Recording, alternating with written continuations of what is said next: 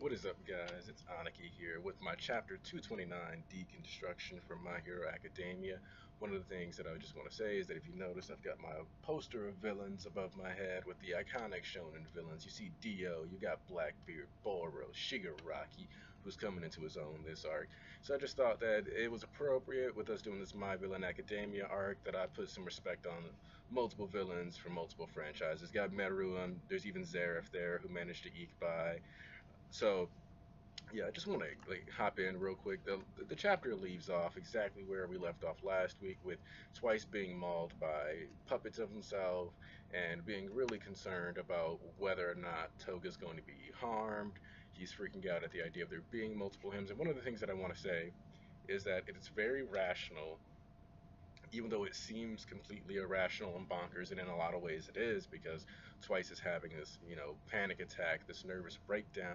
But you need to understand that when he went on the rampage and that crime spree, and he created all of these doppelgangers of himself, yes, he believed that he saw all the clones kill themselves. But the thing that was scaring him most, in my opinion, is that if he were a fake, and it turned out that the real him left, absconded, joined the Liberation Army, and was going to kill Toga, then the real him would be killing the fake him's real friends.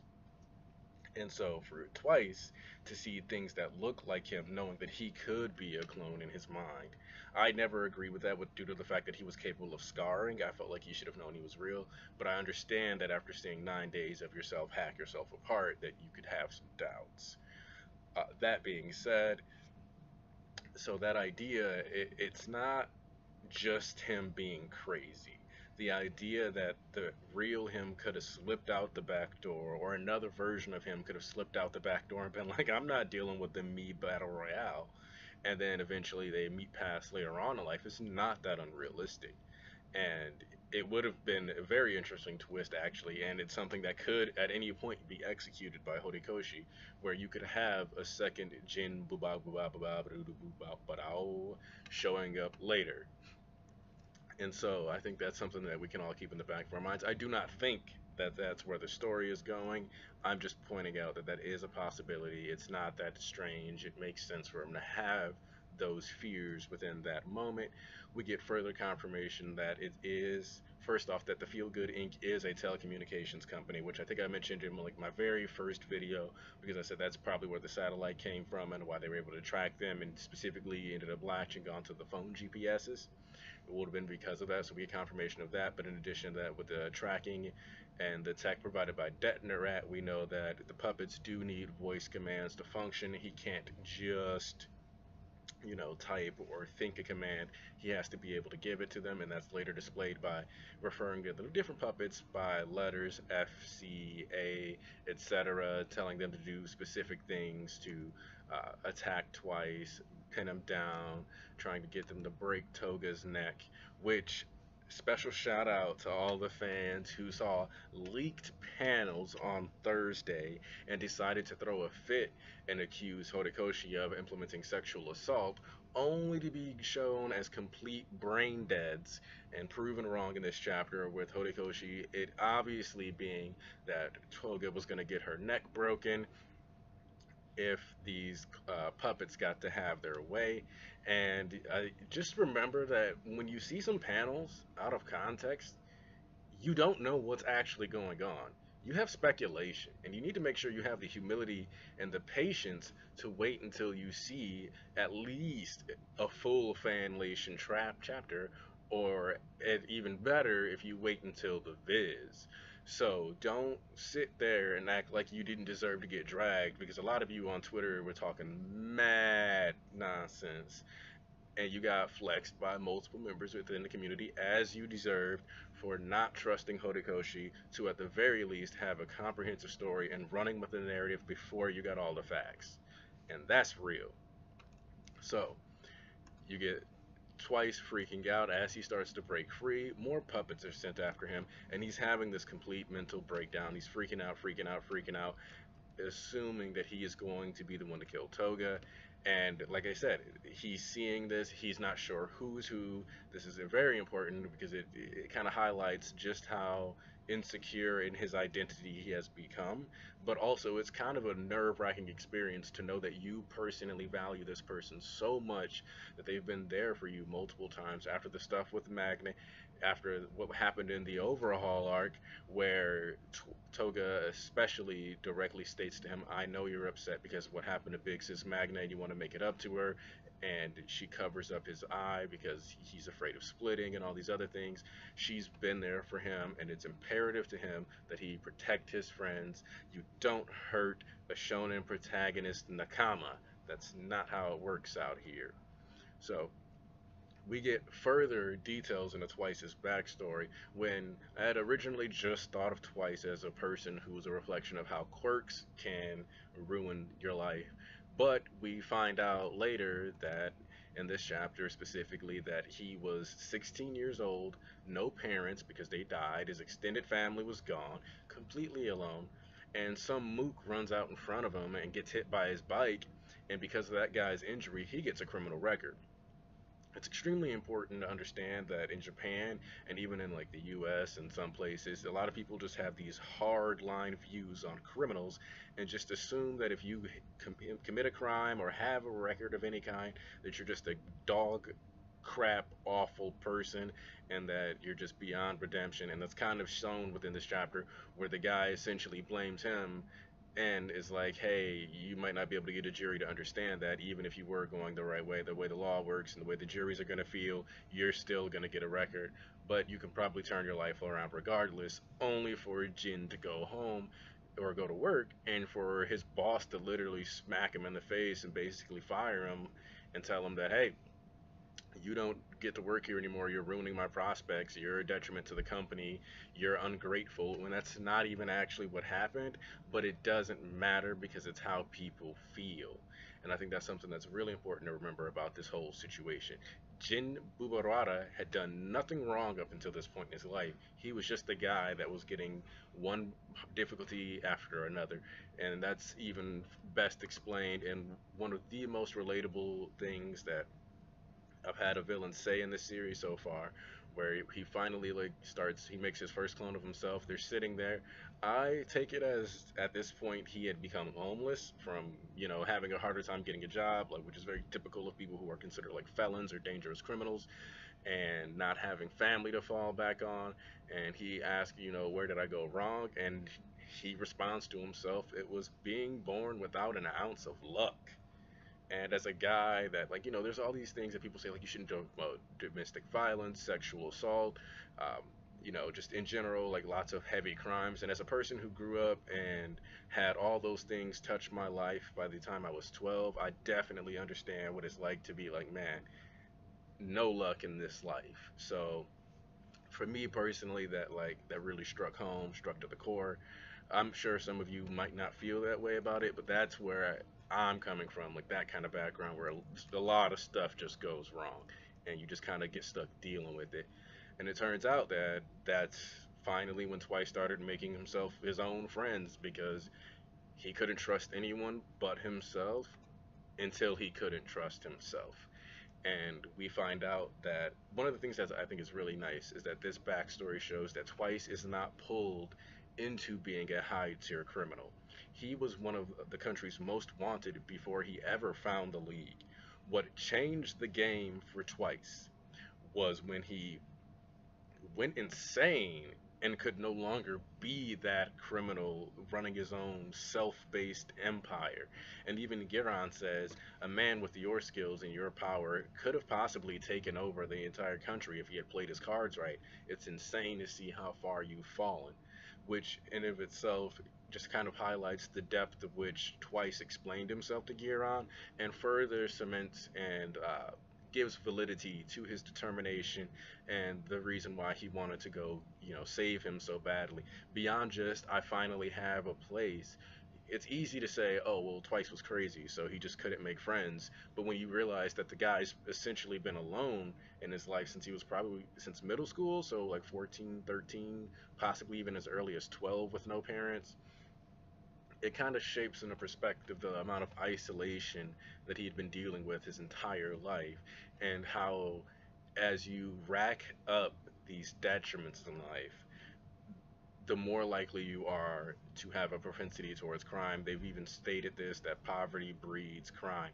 So you're born poor, you lose your parents, you don't get to go to high school because you have to work now. You lose that job because some guy gets you a criminal record. And then you finally start doing some crimes and then you start to lose your sanity. You've just had brick upon brick upon brick placed upon the foundation of misery. Or you could look at it as brick upon brick upon brick, ripped out, destroyed in the foundation of happiness and sanity within his life. And so, I mean, Giron does what any good friend would do, and he offers him something to smoke and a place to stay. He figures out that, yeah, Twice really will fit in with the league. He's a dangerous guy. He's got a lot of potential, and that's where we think he can go and involve. And sure enough, Twice did find security in the league. He did find comfort in his friends, and that's something that is shaping who he is further and further as we go on. Now, the thing is that as he's fighting back, the puppet master decides, let's break Twice's arms. And the beauty of that is that it could have been one of those things where Horikoshi puts it off until the next chapter. He cuts away to somebody else doing something like Dabi and Ice Climbers or anything like that. But instead, what he chooses to do is to have Twice himself state that having an arm broken for a grown man could be enough to dissipate a clone. This is even kind of already like set up back during the training camp invasion arc, because if you remember, Dobby gets kneed in the face, his clone does, by Eraserhead. Eraserhead breaks one of his arms, and then as soon as he breaks the second one, something happens to distract him and he starts to light on fire and he goes, so this is my limit. So those two broken arms were enough, plus the knee to the face, were enough to cause the Dobby clone to break down. So in a weird way, the training camp arc foreshadowed exactly the way that Twice would get to find out that he is real, that he would be bound by the enemy and have his arms broken. But unlike with Dobby, where it took him out of the game, this has put Twice more in the game and more in the battle than he has ever been. And like I said on Discord to a couple of people, you broke his body and fixed his mind. That is not where you want to be doing when you're the enemy. And the thing that I really love is that Twice's face, there's just a genuine shock, and yeah, he's in lots of pain. He's screaming in agony, but he is excited. He is purely happy because he now knows without a doubt that he is himself. And so once he gets that final reassurance, I am not a clone. I am the man I've always been. I I can do this. And it's turned and like the thing that's very fascinating is that I've been saying that these are not quirk power ups. These are not ways in which the league has necessarily progressed. Most of these are things that the league was capable of doing, but it required more honing. In the case of Toga, I don't think that Shigaraki's quirk has always been a purely touch range quirk. I think that it's an emitter class quirk, which it's classified as, and as such, it's always been able to have propagation, but he's been holding back because he doesn't have full access of his memories and his psyche in the same way. It turns out the entire time that Twice has been out here, he's been out here handicapping himself, trying to make sure he didn't take too high of a risk of a play, because if he got a broken limb, he was afraid that he would end up just gone. And so this kind of highlights that every member in the league has either been holding back or having to hone something for the past however long we've been seeing them. They've been slowly building up to this. They've been working on these skills, and this kind of highlights that further. And the the final pages is this big spread, and Twice knowing who is he straight up tells him, "This is my quirk, and you're gonna find out how dangerous this is." And Sure enough, I mentioned it last week. It ended up not being a multiple personalities thing, and I'm fine with that. I'm always gonna have to, like, if I want to be speculative, I have to accept the fact that it is a speculation and I could easily be wrong, and that's fine because we still got the clones like I thought we were going to get. And the fact that Twice now has this confidence means he's going to be out here with the tape measure around next. And the potential that we have here now is that it doesn't matter that the MLA had, thousands upon thousands of a person lead, when in reality, Twice can spit out a bunch of clones of himself now. It now There's no reason to say that even without factoring in Gigantomachia, there is zero reason to say that the League of Villains should not, or it's impossible or irrational for them to be able to win, because if Twice makes 10,000 of himself during the course of this war, and each of those 10,000s generates a Dapi or a Shigaraki or a Magnet or a Spinner or a Toga, or they generate a Giganto, it will make sense. The League of Villains were already considered higher tier caliber villains. That's the whole reason why it's a point to bring them in and have them, be defeated by civilians because they're those dudes. He was one of the most like wanted criminals in the country. So from when I look at it from that angle, when I see the potential moves and the way that Horikoshi can take this now, it completely would make sense if the MLA fell because they now the numbers advantage is gone. The we necessarily have better quirks advantage is not inherently there. Uh, the reality is that the League of Villains have been training against somebody who I would argue is All Might level, and so when you factor in the training with an All Might level opponent, the sheer fact that these guys have been out here struggling and surviving and having to make moves, Dobby's always getting into fights. It makes complete sense that these elite dudes would show up and be able to fold these, at the end of the day, normies who just want to be hard. In the same way Mirio ran the entire 1A fade, oh, but Shoto and Bakugo, whatever. Like, that's not the point. The point is that when there's a big enough skill gap and you have better knowledge of your quirk and your quirk has the DC or the glitching or, the surprise factor necessary, you can take down multiple opponents. And the same way that, like, even if Shigaraki didn't necessarily just drag his hand through the entire crowd, he legitimately could have, just tapped a bunch of people as he was sprinting and running and still gotten a multi people executions. We saw him instantly clap two people as soon as the fight started. So there's no reason to doubt these, competencies and abilities. So I think this is kind of where I'm going to leave the chapter at, though, because I didn't want to go too in depth on this chapter, just because of the fact that it would end up turning into like a 30-minute review, and we're already getting close to the 20-minute mark. And wanted to save this because if I dive too deep into Twice's character, I could end up still being wrong about some stuff, and it'll leave me without stuff to talk about when I eventually do the villain analysis that I'm going to be doing on the entire league at the end of this arc. I just want to make sure that when I speak on these characters, we've gotten enough data on them where it's correct, it's accurate, and I'm giving a fair analysis to the viewers of this channel. So if you guys have any questions or suggestions, any things you would like to see, any characters you want broken down, I do still plan on doing the videos on Jiro, Momo, um, and Sue. I just have been a little busy lately with, cat sitting and some other stuff.